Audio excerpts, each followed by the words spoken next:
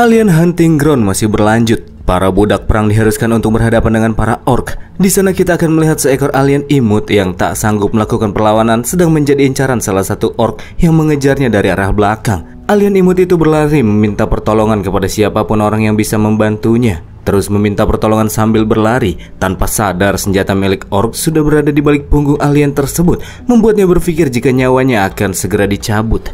Hanya saja sebelum itu terjadi, sebuah peluru panas melesat menembus tubuh sang orc sampai membuka celah yang cukup besar pada tubuhnya. Sang orc mati seketika. Sementara alien imut itu cuma terdiam kebingungan mencoba memahami apa yang baru saja terjadi. Dan sang eksekutor dari kejadian tersebut siapa lagi kalau bukan ulah main karakter Bang Yew. Kepada para alien yang gak bisa bertarung, dia menyerukan agar jangan lari-larian ke sana kemari tanpa arah, tapi pergi mendekat ke arah Rocky agar bisa memudahkan Yew dalam menargetkan para orc. Jika para orc berada di satu area dan saling berdekatan, Yew bisa menghabisinya dengan cepat, membuat semuanya menjadi lebih efisien. Berkat kejelian Yew dalam melihat situasi dan mengatur taktik, banyak dari para budak perang cupu yang takut buat bertarung bisa terselamatkan. Mereka nampak terlihat cukup senang karena masih bisa bertahan hidup di dalam situasi yang sangat berbahaya. Rocky dengan tubuh berlian sambil memasang sebuah dinding perisai yang menghalangi setiap serangan, kemudian nyuruh para alien keroco jangan kebanyakan ngobrol, tetap bersembunyi di belakangnya dan jangan kemana-mana.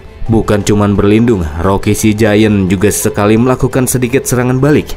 Dia menggunakan perisai berliannya mendorong para orc yang mendekat dengan hentakan yang cukup keras. Dengan begitu maka Rocky dapat mengurangi sebagian health point lawan. Sementara sisanya akan diurus sama Yew yang sepanjang jalannya pertarungan terus mengincar last hit agar dia bisa mendapatkan poin dari sistem yang memungkinkannya untuk dapat membuka item ataupun suatu akun tertentu. Sesuai dengan poin pertarungan yang berhasil dikumpulkan, kecepatan menembak Yew semakin meningkat. Dalam satu waktu dia bahkan dapat melepaskan 3 tembakan sekaligus. Keahlian Yew ketika ngekill lawannya bikin Rocky tambah terpana sama Mas MC. Sesuai rencana awal, Yew meminta Rocky untuk tetap fokus terhadap CC, sementara tugas Yew adalah last hit yang sangat berguna baginya. Meskipun Rocky sama sekali tidak mengetahui alasan kenapa Yew mengincar last hit, namun Rocky tidak bisa membantahnya. Apapun yang terjadi, dia akan bertindak sesuai dengan arahan Yew. Pertarungan pun terus berlanjut. Dengan senapan laras panjang pembunuh iblis di tangannya, Yew terus mendapatkan kill, menambah jumlah poin sedikit demi sedikit. Ketika dia menghabisi satu orc, poin yang didapatkan akan sebanyak 100. Di tengah perburuan, sistem pun menjelaskan setelah mengumpulkan 30.000 poin, Yew bisa membuka akun baru secara acak. Kalau berhasil mengumpulkan 50.000 poin, maka Yew bisa menggunakan akun-akun yang sudah dia miliki sebelumnya, kecuali akun Lord of the Stars yang terlalu imba. Pada gelombang pertama pada pertarungan arena kali ini hanya terdapat 100 orc saja. Jika Yew berhasil mendapatkan last hit dari seluruh orc, maka Yew cuma akan mendapatkan total 10.000 poin. Sepertinya masih terlalu sulit baginya untuk bisa ngumpulin 50.000 poin. Yang paling realistis ya, Yew paling harus mengumpulkan minimal 30.000 poin supaya bisa buka akun baru. Itu pun di gelombang selanjutnya. Dari arah kejauhan, salah satu musuh melepaskan sebuah tembakan. Namun Yew yang selalu memasang sikap siaga dapat bertindak cepat dan menghindari serangan tersebut sebelum mengenainya. Orc yang kurang pintar itu nampaknya telah menyadari kalau Yew itu target yang berbahaya. Makanya dia beberapa kali mencoba untuk mendaratkan serangan jauh kepada Yew.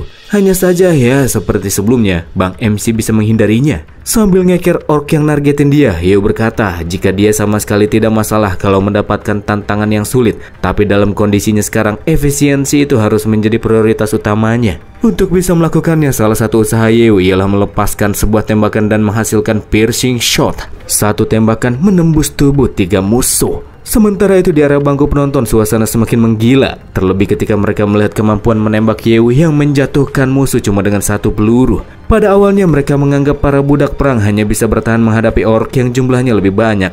Tapi sekarang anggapan mereka sudah berubah. Karena nyatanya sekarang para budak perang lah yang berhasil mendominasi. Bukan cuma penonton, para budak perang yang ada di sana juga nggak nyangka kalau mereka masih bisa hidup. Mereka tahu kalau Yew itu kuat, tapi taunya sangatlah kuat. Sementara mereka terpukau, Cynthia bertugas untuk memulihkan para alien-alien kroco yang pada terluka. Pembawa acara Mata Tiga juga merasa takjub terhadap penampilan Yew. Menurutnya Yew itu bisa disebut sebagai budak perang paling tak terduga yang muncul dalam 100 tahun terakhir. Sementara itu Cicicak masih belum mengakui seberapa mantapnya Yew. Baginya Yew itu cuma beruntung, sedangkan skillnya masih jauh dari kata mumpuni. Meskipun argumen Cicicak muncul lantaran mengikuti emosinya sehingga dia tidak mengakui kemantapan Yew, tapi si Mata Tiga tidak mempermasalahkannya. Apalagi membahasnya lebih jauh, karena Cicicak itu kan bosnya.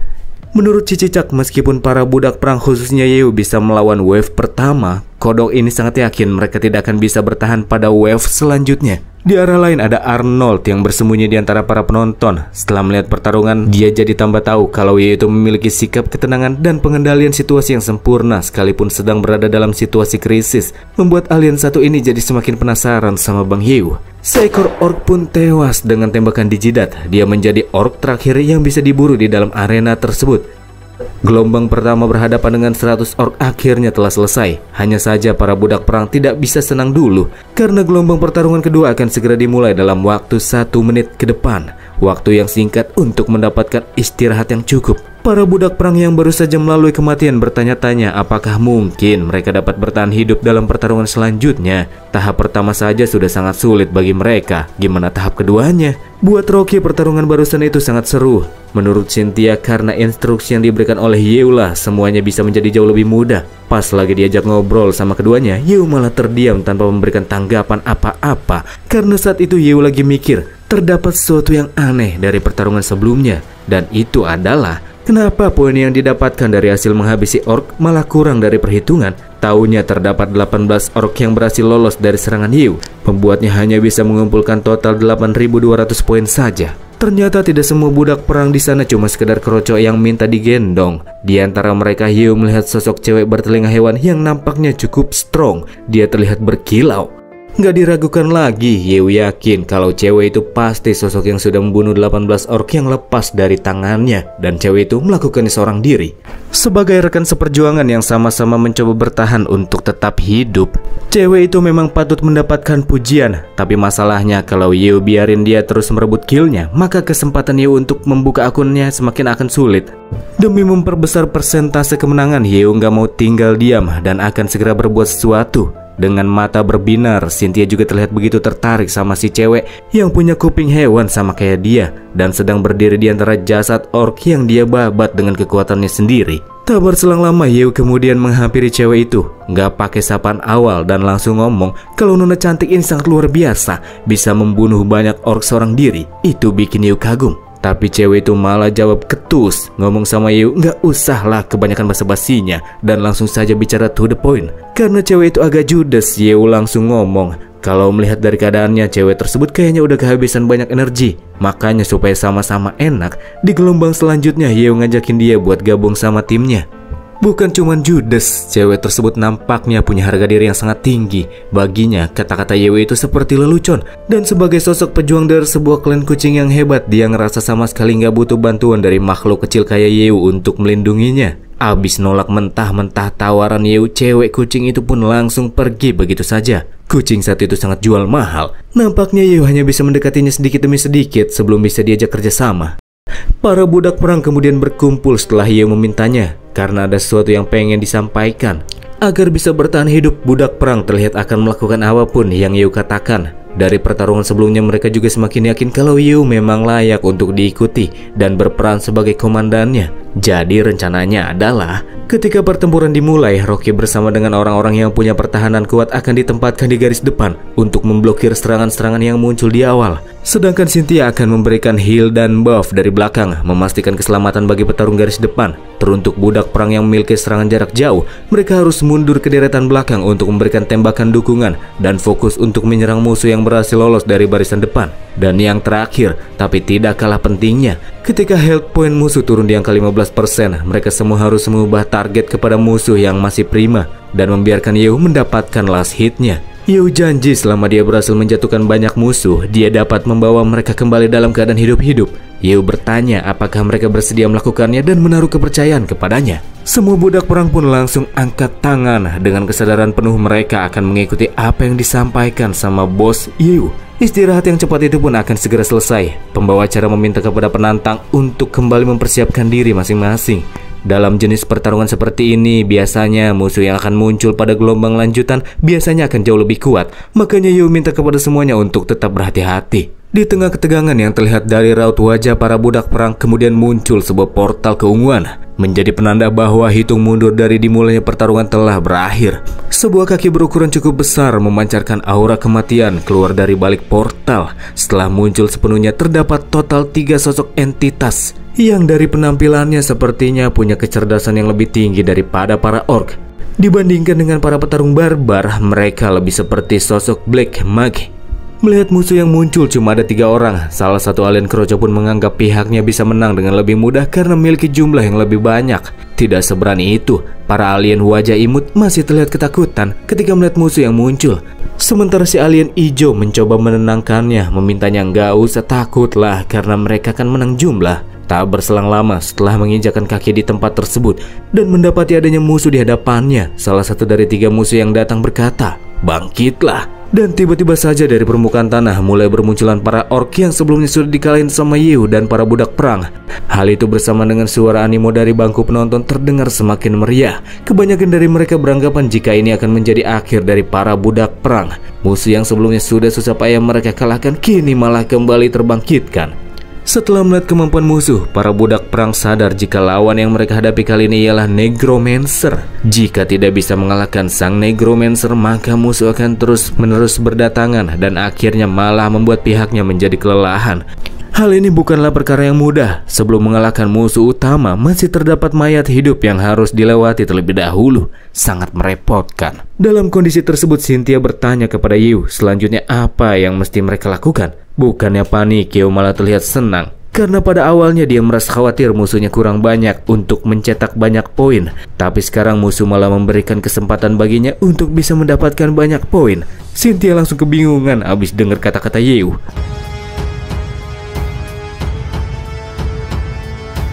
Setelah para orc yang sebelumnya mati kembali terbangkitkan, sang Negromancer yang terbang di udara mengangkat tangannya yang menggenggam tongkat, menyebarkan cahaya hijau ke 5 arah, meminta para orc untuk segera menghancurkan musuh-musuh di hadapan mereka. Setelah kalah dalam hal jumlah, para budak perang seketika jatuh dalam keadaan panik, mempertanyakan pada Yew tentang apa yang seharusnya mereka lakukan. Sambil meminta mereka semua untuk tidak perlu panik, Yew menegaskan jika mereka akan tetap menjalankan rencana yang sebelumnya telah ditentukan, sama sekali tidak ada perubahan. Rocky yang masih belum kehilangan semangat juangnya berkata, tak ada yang perlu ditakutkan, terlebih dialah yang akan berada di garis terdepan, sementara yang lainnya fokus saja untuk melakukan tugas masing-masing. Rocky kemudian mengetuk dada dengan lengannya, di mana dirinya tengah mengganti bentuk, mengubah dari bentuk yang sebelumnya memasang mode pertahanan menjadi mode menyerang. Rocky yang sebelumnya memiliki tubuh berlian seketika berubah menjadi tubuh batu lava merah. Tepat setelah berubah sepenuhnya, dia juga langsung memancarkan lahar panas ke arah musuh. Panasnya lava nampaknya tidak dapat ditanggung oleh para mayat orc yang berhenti melakukan pergerakan dan memilih untuk bertahan. Setelah melihat seberapa tangguhnya Rocky, moral para budak perang kembali meningkat. Selain ada si Giant Batu di garis depan, masih ada juga Yew yang berperan jadi bosnya. Ketika para budak perang yang bertugas melepaskan serangan jarak jauh beraksi, Rocky mengingatkan jika mereka harus mengganti target sasaran ketika health point mereka turun di angka 15% dan membiarkan Yew mengeksekusinya. Pertarungan pun terus berlanjut sesuai dengan rencana yang telah dibentuk. Jika ada orc zombie yang lepas dari pengawasan Rocky, mereka akan langsung dihajar oleh budak perang petarung jarak dekat. Selama beberapa waktu menerapkan cara tersebut, Yew yang cuma tinggal melakukan serangan akhir bisa dengan cepat berhasil mengumpulkan 100 poin dari tiap orc zombie yang berhasil dibabat olehnya. Sangat bagus, mengumpulkan poin dengan cara tersebut akan membuat gold Yew bisa tercapai dengan lebih cepat. Salah satu dari ketiga musuh yang menyadari seberapa berbahayanya Bang MC membentuk mode ninjutsu, teknik malaikat maut, segel pemanggilan. Kekuatan berwarna hitam pekat pun muncul dari beberapa titik area tubuh musuh dan menyebar ke beberapa area. Musuh menggunakannya sebagai serangan gerilya, menyerang dari balik punggung lawan yang sedang disibukkan dalam pertarungan. Seperti halnya Yew, pas lagi asik-asiknya nembakin zombie, dia harus terkena serangan musuh dari arah belakang dan tiba-tiba saja pandangannya mulai menghitam. Ketika kembali membuka kedua matanya, Yew malah berada di lokasi yang berbeda. Seluruh ingatan tentang dia yang sedang bertarung di dalam arena alien seperti tidak pernah terjadi.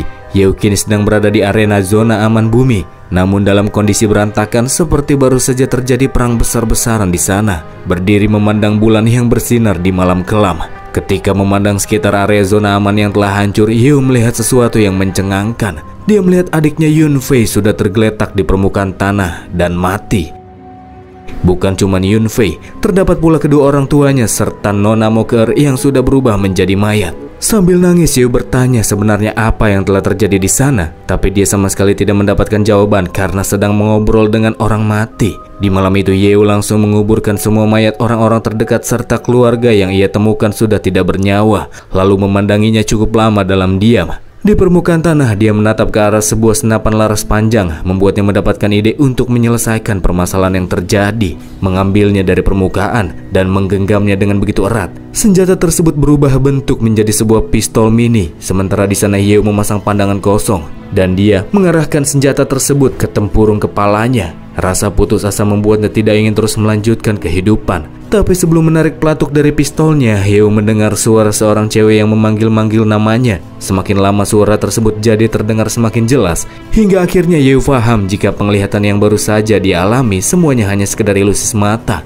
ilusi kuat yang dibuat oleh musuh. Sementara suara yang terdengar sebelumnya adalah suara Cynthia. Dia adalah sosok yang telah membantu Yeo terlepaskan dari debuff musuh. Meskipun kakinya terlihat tak sanggup untuk berdiri, dia tetap berusaha untuk bertahan. Dengan mukanya yang sudah pada bonyok-bonyok, Cynthia ngasih tahu kalau di pihak musuh terdapat seorang penyihir pengendali pikiran. Dan Cynthia sudah berusaha keras menggunakan seluruh kekuatannya hanya untuk menyadarkan Yeo.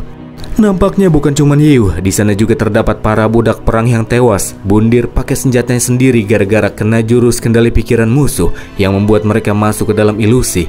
Ilusi yang secara langsung menargetkan ketakutan terbesar setiap orang, menyebabkan mereka kehilangan harapan untuk bertahan hidup dan memilih untuk melakukan bundir, kemampuan yang sangat berbahaya menurut Yeo. Cicicak yang sebelumnya muram langsung jadi kegirangan melihat kejatuhan para budak perang. Padahal sebelumnya mereka semua memiliki moral yang cukup tinggi, tapi kini mereka tiba-tiba langsung jatuh ke dalam situasi yang sangat tidak menguntungkan. Ketika Yeo secara langsung menargetkan musuh yang punya jurus kendali pikiran dan melepaskan beberapa tembakan, muncul barir tipis kehijauan yang sangat cukup untuk memberikan perlindungan bagi musuh, menangkal serangan-serangan yang dilepaskan oleh Yeo dari arah kejauhan.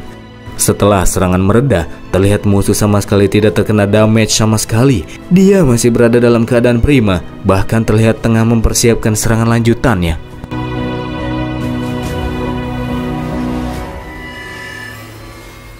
Karena serangan tembakan jarak jauh tidak mempan untuk memberikan serangan kepada musuh, Yeo kemudian mengubah Transcube model senjata laras panjang menjadi dual dagger emas, transformasi bilah untuk membunuh iblis.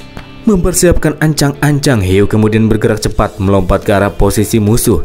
Di saat yang sama, musuh yang sedang mempersiapkan beberapa bola-bola hijau kemudian melepaskannya ke arah Yeo. Hellfire Blast. Gara-gara itulah Yeo langsung mengubah Transcube menjadi mode perisai es bintang. Padahal dia belum mendaratkan serangan daggernya. Namun untuk bertahan dari serangan musuh, Yeo harus melakukan hal tersebut.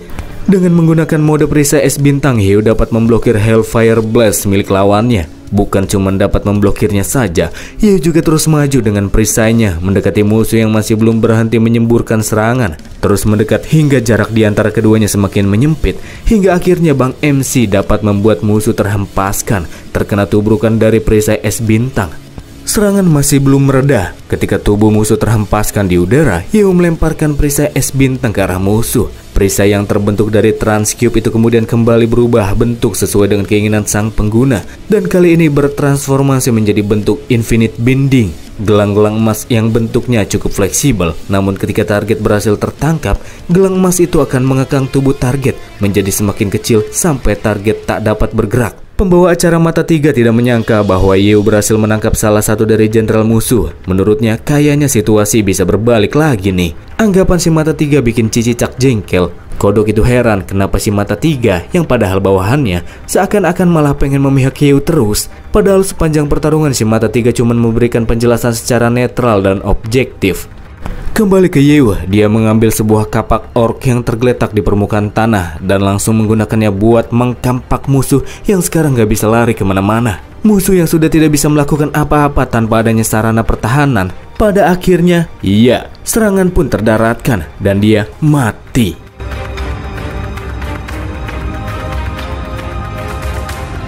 Namun pertarungan masih belum berakhir. Di saat Yeo berniat untuk membalikan keadaan, musuh lain pun muncul. Dia merupakan sosok bos kuat yang dikatakan sebanding dengan Electronic Serpent Supernova yang muncul di arena pertama sebelumnya, level 500, Immortal Polymer. Yeo yang hampir tertelan ilusi dan kehilangan dukungan dari akunnya berada dalam bahaya. Namun seperti kata pepatah, selalu ada sinar mentari setelah badai. Serangan balik dalam situasi genting akan segera dimulai.